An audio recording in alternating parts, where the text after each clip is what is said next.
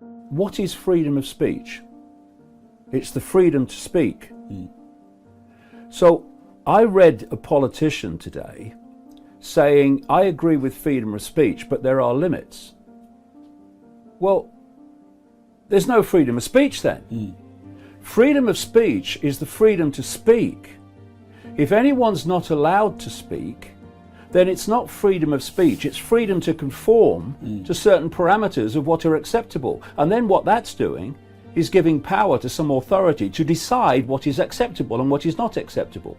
And as we see, and we're seeing it massively now, once you give that power to an authority, it then starts interpreting what can and cannot be said in a way that squeezes and squeezes and squeezes more and more of what cannot be said. This is what political correctness is about.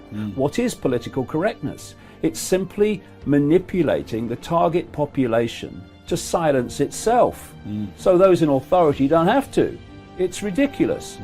Now, people say, well, you say that people can say anything. Well, yes, I do, and I'll tell you why. There are laws against incitement to racism, incitement to hatred, incitement to violence. There are laws against that. Are they laws you agree with? Yeah, and if people use their freedom of speech to incite those things, then there are laws to deal with that, and those laws should deal with it. What I'm saying is, once you start censoring freedom of speech at the point of delivery, or even more sinister, before the point of delivery, by banning people from the right to have access to the communication networks or speak in public, that is what the fascists do. What did fascists do in Nazi Germany? What does any tyranny do? It wants to silence those that are exposing the tyranny and have a different version of events to the tyranny. So what did the Nazis do? They burnt the books. They banned the meetings of people who were exposing the Nazis. And now in this inverted world, we have people who call themselves progressives, and they seem to have this extraordinary self-delusion that progressive mentality has something to do with being liberal, when it's not. It's the opposite of liberal. They are the ones that claim to be wanting people to be inclusive and to have diversity. But maybe on their terms. When they're destroying diversity, and they have become the new tyranny. They have become the new Nazis. Well, what I'm saying here is, if you look at what this progressive mentality is doing in silencing people and deciding in their arrogance what people can and cannot say and what opinion they can and cannot have, you look at what the Nazis did, you look at what the communist Soviet Union did in terms of freedom of speech, and you'd show me the difference between them. There is none. And it's this self-deluded arrogance which goes like this: I am right, therefore anyone who says something different must therefore be wrong, and by definition, because they are wrong and I am right, their freedom of speech to be wrong doesn't need to be taken into account. First of all, if you don't have a purpose, let's say, it isn't that your life becomes neutral in a meaningless sense. It's that your life becomes characterized by unbearable suffering, because the baseline condition of life is something like unbearable suffering. And what you have to set against that is a noble and worthwhile purpose. And hopefully your determination of that purpose is buttressed to some degree by the wisdom of the past, because you can't conjure something like that up on your own. And if you provide people with nobility of purpose, then they can tolerate the suffering of existence without becoming entirely corrupted by it. And cultures that don't do that, it isn't even so much that they die, it's that cultures that don't do that are dead. They're done. They don't have a story anymore. They don't have a call to adventure. And then, well, then everyone suffers stupidly as a consequence. It's a very bad thing. So Churchill made the same observation that many of the great psychologists and philosophers made in the early part of the 20th 20th century. So bring the story forward and propagate it and make it the most noble possible story. And then you motivate people to transcend themselves, which they need to do. So yes, he's exactly right in his diagnosis. People think of freedom as the ability to implement your whim. And freedom opens up that as a possibility. But sustainable freedom, that isn't what it's about at all. It's primarily about responsibility. It's about determining which load you're going to pick up and carry. That's the proper definition of appropriate freedom. It's not dim gratification of instantaneous impulse. It's self-evident that that doesn't work. 2-year-olds do that, and that's why they can't live in the world. They can't organize themselves across time. They can't sacrifice the moment for the future. And the more sophisticated you get, I suppose, in some sense, the more you're able to do that. And then your freedom becomes the freedom to choose the proper responsibility. And that's also not something that we've been good at communicating to young people. If we talk to them about responsibility, we generally do it in a finger-wagging sort of way. It's like, well, you're breaking the rules, you're a bad person. And well, that may be true because people break the rules and there's no shortage of badness in people. But the proper message for young people is to say, well, no, you don't understand. You want to take on responsibility. You want to take on the heaviest load that you can conceive of, that you might be able to move, because it gives your life nobility and purpose. And that offsets the tragedy. And not only psychologically, not only does it offset it psychologically because you have a purpose and something to wake up for, right, and to face the difficulties of the day, but also because if you face the difficulties of the day properly, you actually ameliorate suffering, not only in the psychological sense, but because you make the world at least a less terrible place. And that's something, right? To move things away from hell is something, even if you're not, self-evidently moving forthrightly to heaven. To move things away from the worst they can be is, well, that's a noble goal in and of itself. See, people are always talking about freedom, but they're always thinking how to bind themselves to something or somebody. If you're really lost in your life, you're absolutely free, isn't it? Hello? No? Freedom is a territory which needs lot of maturing and culturing to handle. Otherwise, people doing compulsive things, they're thinking they're free. These are compulsive things. Somebody is drinking, if you say, why don't you not drink today, you can do it tomorrow. Why don't I have the freedom to drink? No, it's compulsive. If you're calling your compulsiveness as freedom, it's very unfortunate. You lost all your freedom in compulsiveness.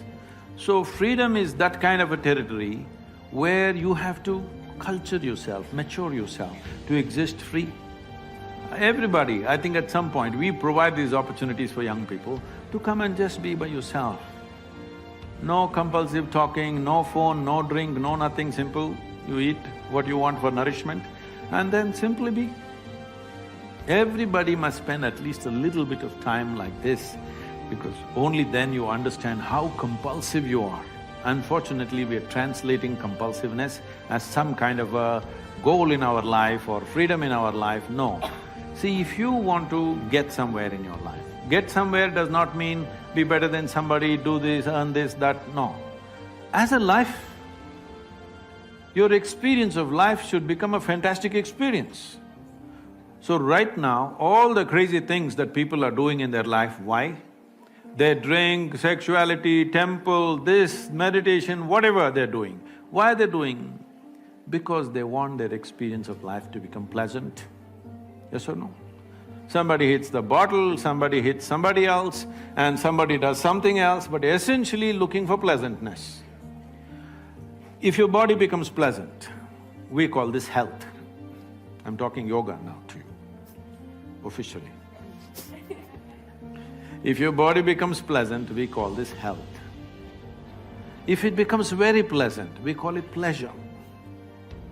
If your mind becomes pleasant, we call this peace. If it becomes very pleasant, we call it joy. If your emotions become pleasant, we call it love. If it becomes very pleasant, we call it compassion. If your very life energies become pleasant, we call this blissfulness. If it becomes very pleasant, we call it ecstasy.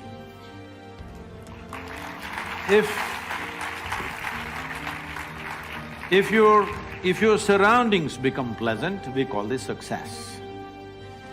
Only for this last one, to make our surroundings pleasant, we need the cooperation of many forces around us. Many things have to fall into place.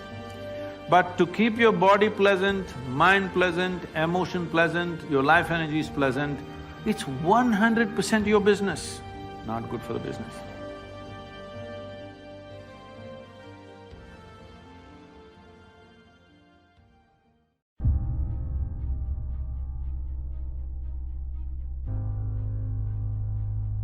There is a saying that you have to fake it until you make it.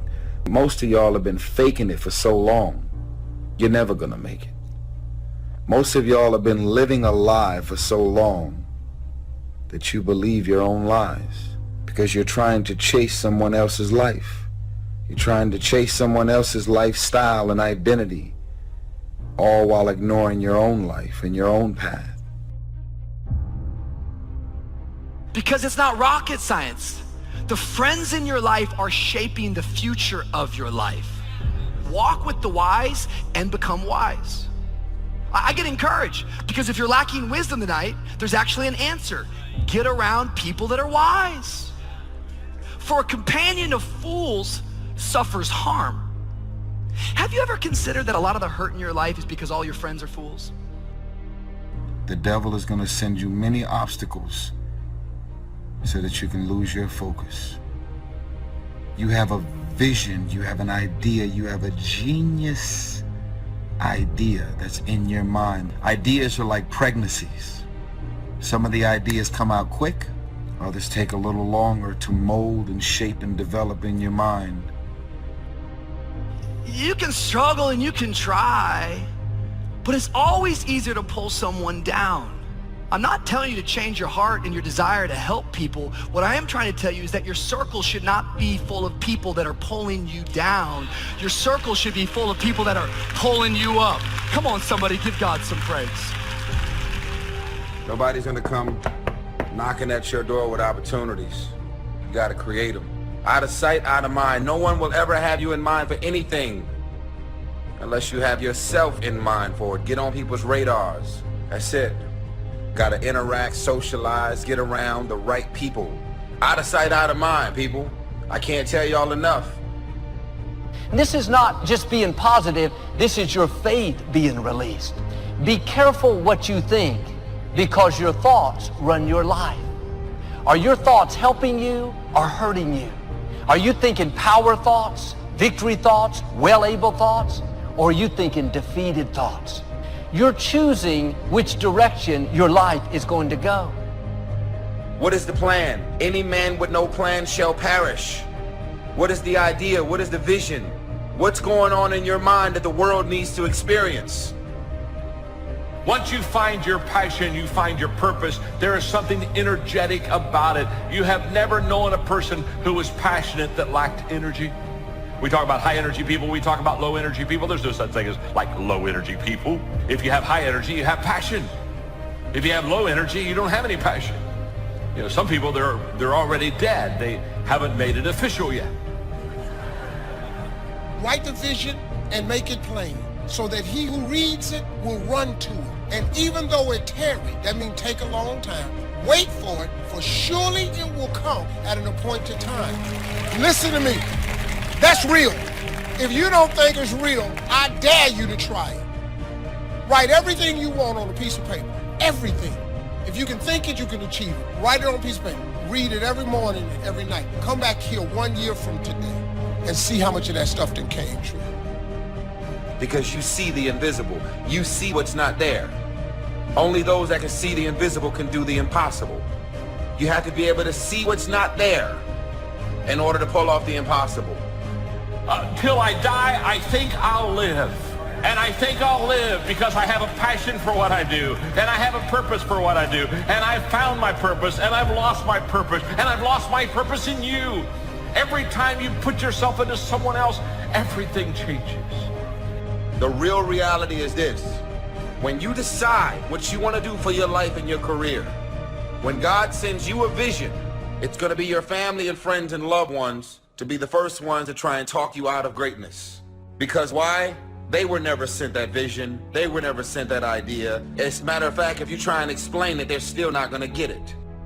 There are two problems, comparing and conforming. Comparing, never compare yourself to anybody else. Why? Because you're one in a billion. No, you're one in a zillion. If you compare your entire life, you'll be miserable. Because you'll always find somebody that you're doing a better job than, and you get full of pride. And you'll always find somebody who's doing a better job than you, and you get full of discouragement. Either way, you're dead in the water. Pride and discouragement puts you on the sidelines. I'm moving forward.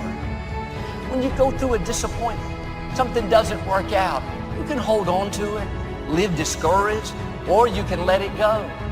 And I say to you that if you begin to take a conscious effort to find out what it is that you're supposed to do, I say that it can literally save your life. Adversity isn't something to fear, it's something to expect, something to prepare for, and something to overcome. The truly courageous person is not immune to fear, but it plays a different role in his or her life than it does for other people. If you're a courageous person, your fears aren't about what someone might do to you. Your fears are about not living up to your ideals. How many of you have ever thought about something you wanted to do and you talked you out of it? Raise your hand, please. That inner conversation, ladies and gentlemen, is the reason that most people take their greatness, take their ideas to the graveyard with them. The wealthiest place on the planet is the graveyard. Because in the graveyard we will find inventions that we never ever were exposed to.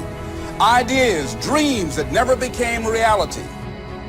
So often the easy path calls to us to be weak for that moment, to break down for that moment, to give in to the desire and the short-term gratification.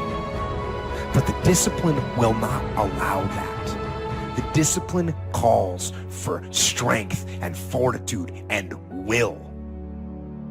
Be clear in your mind in what you intend to achieve. Know what you are going to do. That doesn't seem like too much to ask. But how often do we see people going through their lives without knowing what they are trying to do, without having any intent, without having a clear mission?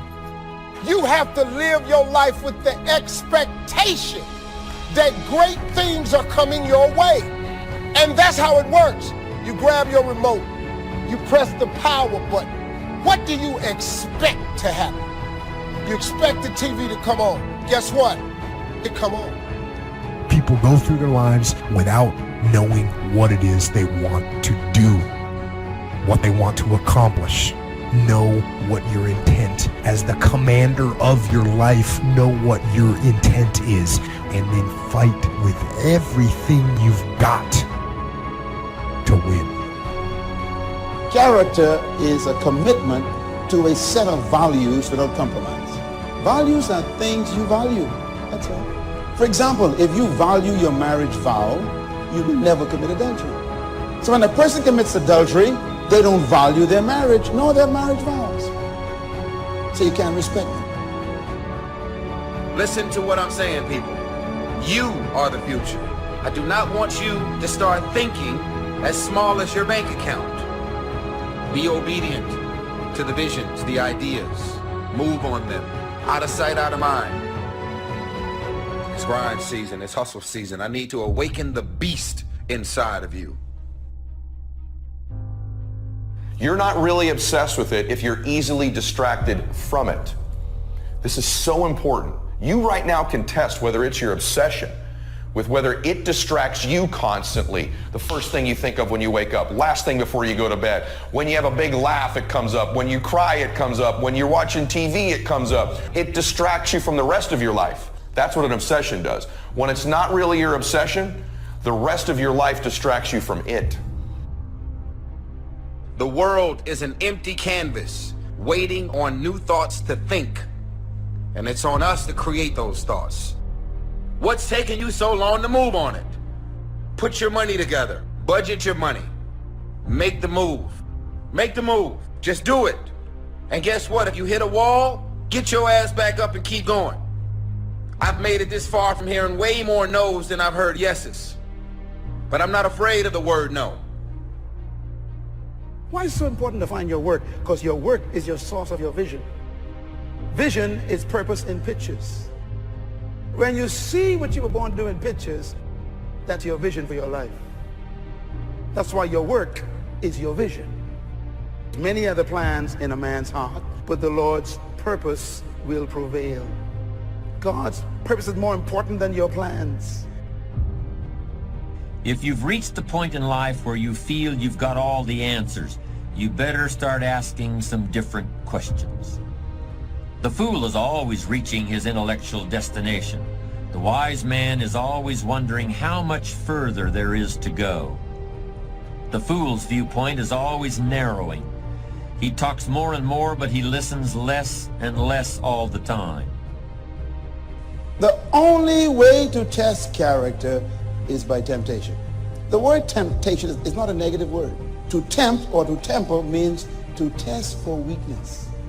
You will never ever have a time in your life when you are free from temptation. Never. So get over it. Get used to it. Tempting will constantly be in your life to monitor your character. Self-esteem means confidence and satisfaction in oneself. Look at your life right now. Whatever you've done up to this point in time, your life is working. Whatever you have produced, it came out of you as a result of the kind of person that you have become. As a result of your choices, now you have to ask yourself, are you satisfied with what you have produced? Is this what you want? Would you like for things to be better than this? Hard-hearted about this, but I believe that if you reach a certain age, and if you really haven't achieved very much in your own terms, I don't think you can ascribe this to bad luck or a difficult childhood or any other external factor. I personally feel that your strength of character does come into question at that point. It takes character to achieve success in any form, whether it's in the business world or anywhere else. There are some people who just aren't interested in making a lot of money. For these people, achievement is measured in terms that aren't so easily quantified. We try and protect ourselves from things we maybe not even need to protect ourselves from. Any person who takes glee in watching another person's pain will experience plenty of pain themselves. But how can you know if your character is in good enough shape to get you where you want to go? All you need is a commitment to be ruthlessly honest with yourself. At first, that kind of ruthless honesty may include a little bit of pain, but once you accept the fact that character is basic to achievement, you'll gladly pay the price. If you make it to the end of this video, I want you to write this. The world is an empty canvas waiting on new thoughts to think. And it's on us, creative visionaries. It's on us to create those thoughts.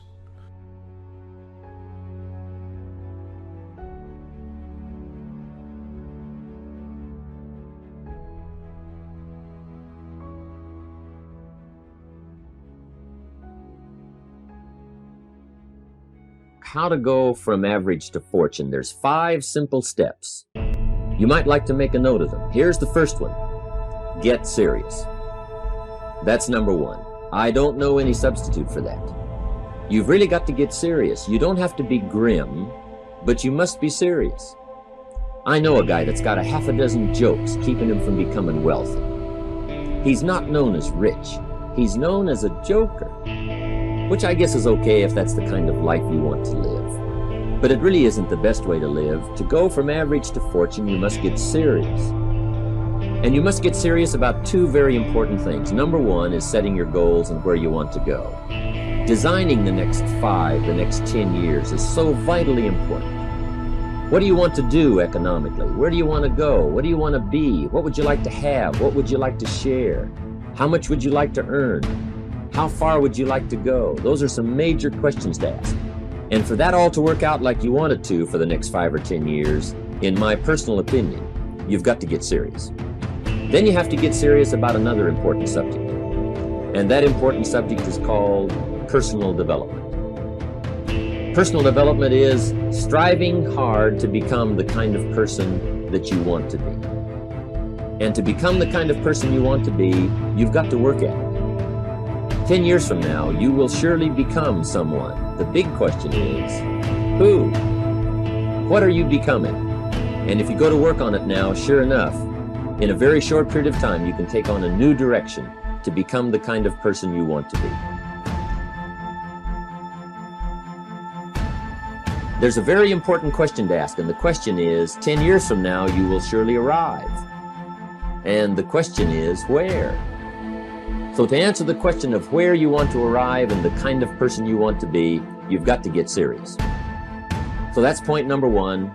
To make your life worthwhile and unique, to go from average to fortune, you've got to get serious.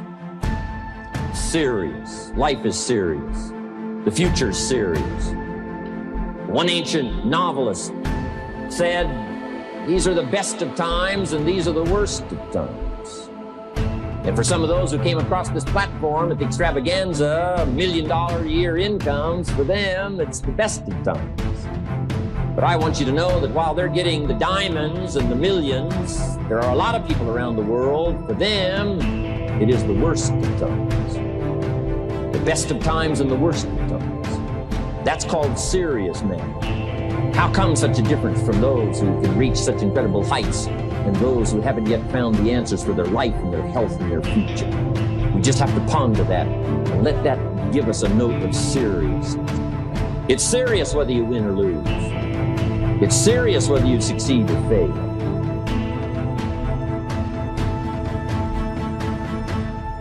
It's serious whether you've got a good future carved out for yourself or you do not have. These are serious matters. Matters of the heart are serious. Matters of income are serious. Matters of supporting your family, serious. Are you serious? Why? We got a serious matter here to discuss. We haven't come with the latest 10 stories. We've come with a serious matter. And I want you to take on that serious tone. Now, the second point is, get smart. To make your life work out worthwhile, you've got to have some ideas. You've got to have the information. So you've got to be smart. In fact, in this decade, you must be much smarter than you were in the last decade. You've got to read the books. You've got to come up with the information. When I have a chance to talk to the high school kids, that's the theme of my talk. Get smart. There's nothing worse than being stupid. And if you will read the books, learn from your experiences, do all the things that you possibly can to get the information, sure enough, you'll be wiser this year than you were last year. And I've got a few techniques that I teach in my seminar on how to get smarter, keeping a journal, going to the lectures, going to the seminars, listening to the sermons, picking up ideas from other people. You just must keep up this steady process of learning. Never cease your quest for knowledge. And that's one of the key points to go from average to fortune. Get smart. This is called the possibility for life change starts with education. Don't be lazy in learning. Don't be lazy in picking up the ideas. Don't be lazy in learning from your own experience. Learning is the beginning of wealth. Learning is the beginning of life change. Some people want to start with motivation. You don't start with motivation. Somebody says, just motivate this guy, he'll be all right. The answer is no, probably not. If a guy's an idiot, you motivate him, now you got a motivated idiot. So education, get smart. Don't miss the training class. You say, well, I've already been to one of those classes. I've already heard it. Got a good phrase for you to take home. That's no sign you got it. Just because you've listened to those millionaire tapes one time is no sign you've got it. I'm asking you to listen to them over and over and over. I'm asking you to dedicate yourself to a new level of learning. You know, study, learn, grow, change, develop. Never let it be said you didn't learn, right? If you want to solve your problems, you got to learn. If you want to take advantage of an opportunity, you got to learn.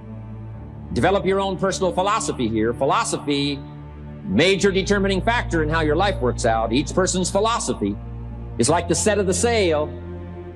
The same wind blows on us all.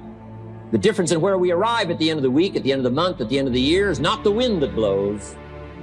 But what's going to make the major difference? Each person's personal philosophy that sets a better sail, sets a better sail. So don't ask for a more favorable wind.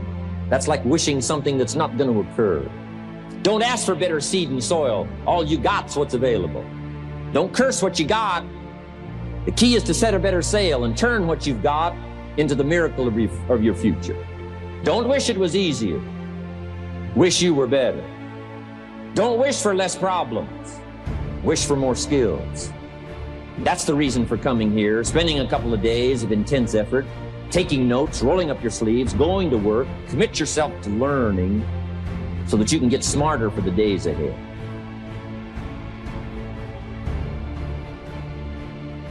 Now here's number 3. You've got to get going. All of the things that you've learned will not do you that much good if you don't put it into an action plan. You've got to get going. In my management and leadership seminar, we teach game plans, how to put all the good things that you've learned into action. Economic action, social action, personal action. How to make the changes and how to actually do the work, how to actually function. Get going, that's the key. Some people are ever learning, but they don't put it into action. They don't really take the action. It's like the man who keeps bringing materials to the building site and never builds anything. He keeps bringing in the sand and the gravel and the windows and the doors and the roofing material, and he just stacks up all these supplies, but he never builds anything. See, if you do that long enough, fairly soon they'll come and take you away. You've got to do something with what you've learned. You've got to take action. You've got to get going. So that's one of the most important things to learn, how to design your days, how to design your weeks, how to design the months so that you take the proper action to get the proper return that you're looking for, whether it's economic or personal. Get going. It's a major key. You got to get going. You got to take action. The disciplines is the miracle process. And here's how to get the miracle of your future going as far as disciplines are concerned. Number 1, do what you can. You might go home and set a whole new pace for yourself, and we call it cleaning up neglect. Should walk around the block, could walk around the block for your good health. Don't walk around the block. See, you're on the wrong track. Should read, could read, don't read. On the wrong track. Should call, could call, don't call. On the wrong track. Could change, should change, don't change. You're on the wrong track.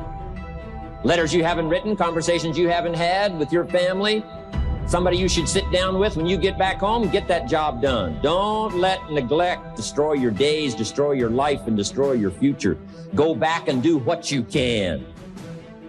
And if you'll do what you can, then life will give you some extraordinary things to do. We all pity the man, right? Wants to stride out of his house, go straighten out the corporation, has not yet straightened out his garage. You've got to take care of the small disciplines before life will give you a chance to handle the more complicated disciplines. Good phrase to take home. All disciplines affect each other.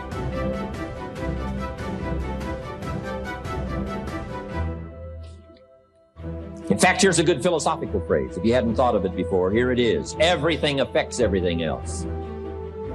It's so easy to be casual and say, well, this doesn't matter.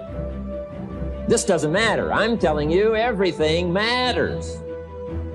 Of course, some things matter more than others, but there isn't anything that doesn't matter. Let us not neglect. Do not neglect the smallest of disciplines and build on that foundation, and you can have everything you could possibly want. Now here's number 4. You must get excited. And not just the false enthusiasm of just pure positive thinking. You've got to get excited over some very basic things. One is, get excited over your ability to make yourself do the necessary things. Because discipline is major step 1 toward personal progress. And anytime a person wishes to, they can make major changes in their life, personally and socially and financially. It doesn't ever have to be the same after today. No telling what you could do today if you really wish to.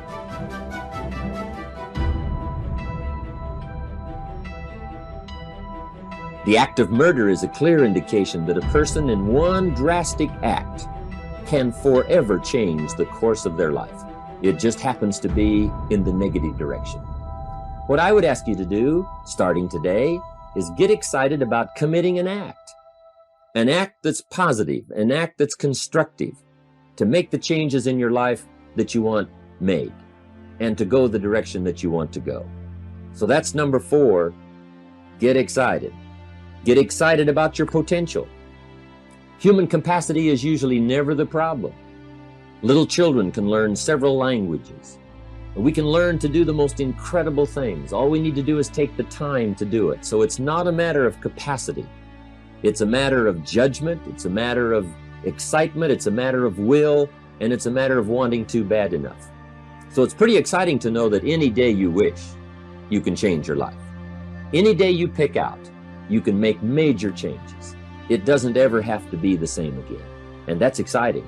Knowing that intellectually and personally, you can actually do the things that will make major changes in your life. That's number 4. Excitement that runs deep is the excitement that really lasts for a lifetime, not surface excitement. I'll tell you what's really going to serve you well, and that's the excitement you feel inside that isn't even probably expressed on the outside, the excitement that runs deep, the excitement that stirs commitment, the excitement that stirs courage. Give me the chance and I will get the job done. That kind of excitement.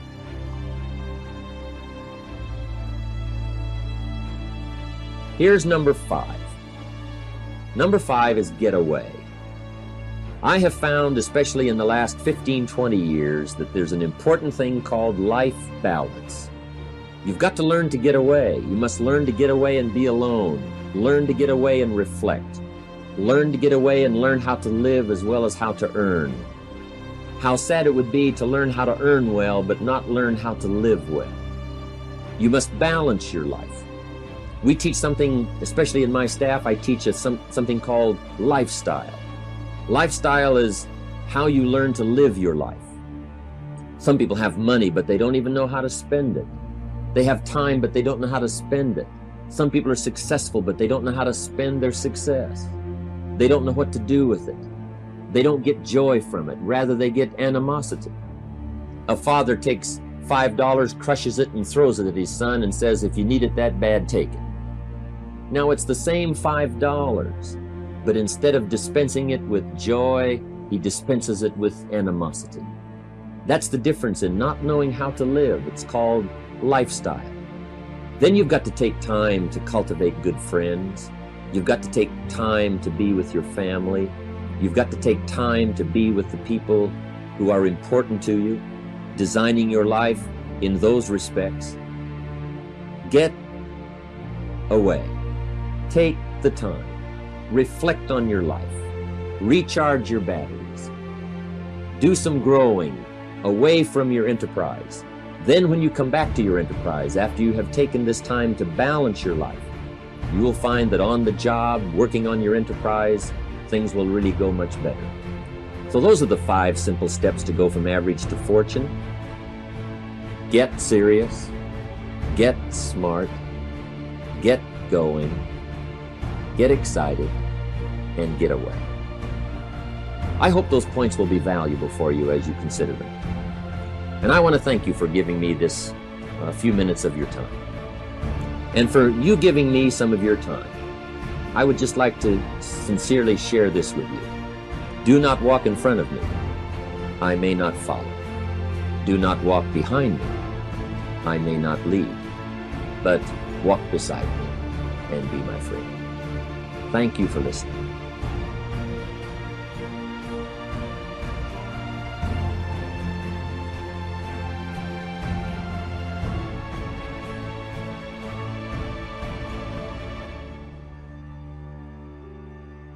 Credit goes to our awesome patrons who make videos like this one possible.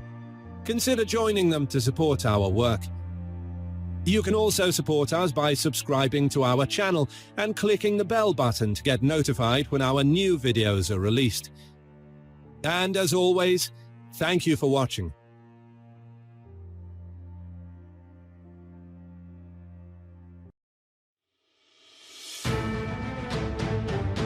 Now here's the other thing that's very important. Once you identify your goal, I want you to get, if possible, a visual picture of your goal. My major goal was to buy my mother a home. that when you turn inward, you can't find a reason to overcome. You can't find a way to put those pieces back together, and that becomes your job. It becomes literally up to you whether you're going to sit and wallow and woe is me, because what happened, happened, and there's no way to take it back. But how you respond? Sorry, it's not something you want in your life. Pity party, we are done with that. There is no celebration and sorry. I got the picture of a home with a 12-foot swimming pool and a basketball court on a golf course. I bought that home for my mother. It cost just over $400,000, 10,000 square feet. I had a picture long before I had the money and the down payment to get it. My goal was to be known nationally and internationally as a speaker. I had that goal. I had a card that I had on one side, asking you shall be given, seeking you shall find, knocking you shall be opened. On the other side I had, I'm the world's #1 orator. I produced that result in my life. I had a goal of becoming a talk show host. I used to watch Phil Donahue, and I put my picture on the screen of the television. As I listened to the program, I visualized myself there, and I was called by King World Production, and I had my own talk show. Well, it was the highest rated, fastest canceled talk show in the history of television. What you bring to that table, whether you meet fire with fire, whether you meet that adversity with falling apart, becoming weaker in the areas that broke, or you bind them and mend them, and it becomes like a weld that literally makes you stronger, is a choice. And it's a choice only you get to make. But as Stephen Hawking said, when you complain, nobody wants to help you. It's called life. Now, here's something else. You will fail your way to success. Trust me on that. You can have a lot of failures, a lot of disappointments, but you will fail your way to success. Goethe says that which does not kill you will make you stronger. See, 85% of people allow their fear of failure to outweigh their desire to succeed. That's why you have to be of good courage. You have to have courage. When life knocks you down, I have a saying, try and land on your back, because if you can look up, you can get up. So once you look at and decide the goal that you want to put some things, put a treasure board or a goal board and have pictures of the goal that you want to achieve so you can see it every day when you get up in the morning. And the last thing is that you're programming your subconscious mind, where 9 out of 10 decisions that you make comes from there. I used to do door-to-door sales, and I was working with another friend of mine. And door-to-door sales, I mean, it's punishing. There are many things in your life you have every reason to complain about. You have every reason to be upset by the things that have happened to you. The most sinister thing about excuses is they're valid. There's a million reasons why you should be able to give up. There's a million reasons why you shouldn't need to try. That thing that broke you, you should be allowed to just sit on the ground. And here's the thing, that's your right. You have every reason to do it. And maybe people won't even think less of you. But here's the truth. You either become weaker or stronger in the places that broke, and that's a choice of how you react moving forward. The great news is, the best thing that you could do to become stronger is love yourself. And as Kamal Ravikant said, loving yourself is a practice. People think that it's something that's going to feel right, that it's going to feel natural, that you're just going to turn inward, and there it is, this spark of love and joy for yourself, inside yourself. And the truth is, that's just not the human experience. That's not the way that it works. There's going to be a voice inside your head, and it's going to blame you. Well, I'll ask you a question. What does John Belushi, Elvis Presley, Freddie Prinze, Jimi Hendrix, Janis Joplin, and Marilyn Monroe, what do they all have in common? They're all people that never learned how to manage their state, that's what.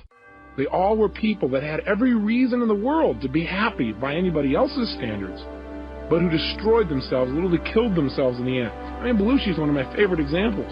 Why? Because I like this guy. Didn't you? Wasn't this a fun guy? I mean, if you were to think of somebody, didn't he feel like this guy that you could connect with? I don't know about you, but I really enjoyed him. And millions of other people did as well. He had what most people would think would make them happy. He had all these people that loved him, appreciated his work. He got to be creative. He was in movies. He was in television. He was on Broadway. I mean, here was a guy that was spontaneous. He had a great family that totally loved him. He had all the money and fame that most people think that they could possibly want or need, and yet he's not here. How come? He's dead. Why? Not because of old age, you'll recall, but because this man did not know how to control his own emotions within himself. There are no victories in sorry. Sorry won't carry you over. Sorry won't pick you up. Sorry won't push you forward. Be better. Be better within yourself. Production is what you seek. Manifestation of your greatness within you is what you need, not sorry. Put sorry in your back pocket and leave it there. And he tried to change the way he was feeling by using drugs. He used drugs as a way to change his state, and he's no longer here. And neither of the other people I mentioned on this list. Think about it. There's a major price in now managing your state. And in managing your state, there's major rewards. Now let's contrast Belushi with a friend of mine. His name is W. Mitchell. One of the people in the world that I only love most, but also have the most respect for. W. Mitchell's a unique guy. 15 years ago, he had a unique experience, one that most people would never forget. He was driving his motorcycle 65 miles an hour down a freeway when something caught his attention. When he looked over while he continued to drive forward, he got fixed on something. I don't know if you've ever done that. He got stuck there a little too long. Well, when he looked up, he was traveling 65 miles an hour right into the back of a Mack truck that had stopped in front of him. Stop procrastinating on your purpose and wake up to the reality. Understand that you got to put in the work. Put aside the excuses. Stop waking up with the wrong attitude. Connect yourself with the reality that you must do better. You must do better, you must be better. Sorry will not promote you. Sorry won't put you in a better position. No success stories have ever been told with the word sorry attached to it. There are going to be some mistakes. No one can exist without them. But you cannot keep holding on. In a last-minute, split-second decision to try and save his own life, he slammed himself on the ground and he slid 65 miles an hour underneath this truck across the pavement. Then the worst thing happened. The gas cap popped off. Fuel spilled out all over the place, and then from the friction, exploded and ignited. 3/4 of his skin was burned off. His entire face was mutilated. His fingers burned all the way down to the knuckles. He woke up 2 weeks later in a hospital bed in searing pain, fearing to even breathe. Now, for most people at this point, they'd say, hey, I'm out of here. Why stick around in this body? I'd rather just die. But not only did he not die, but he's become an example of true possibility for people all over the country. I mean, this gentleman could not even take drugs because his body was in such bad shape, but when people met him, they thought he must be on drugs because he seems so up. You know, they go in and talk to him, they feel bad, and he goes, hey, it's over, we just got to move on.